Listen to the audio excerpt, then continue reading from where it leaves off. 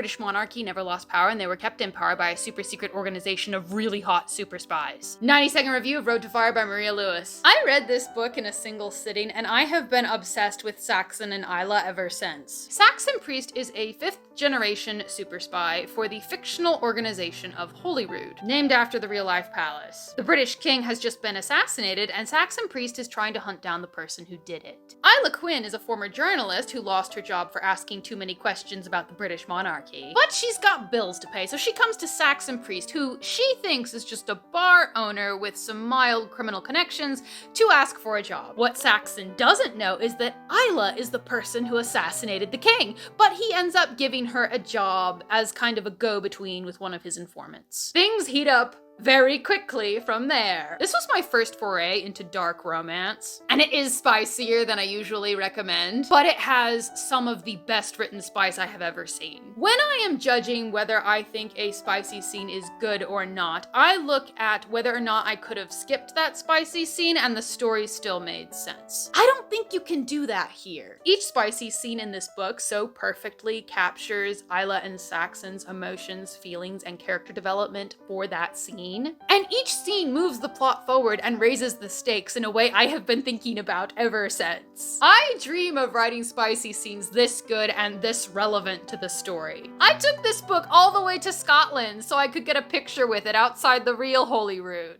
I am a mite obsessed. Book Goblin approved!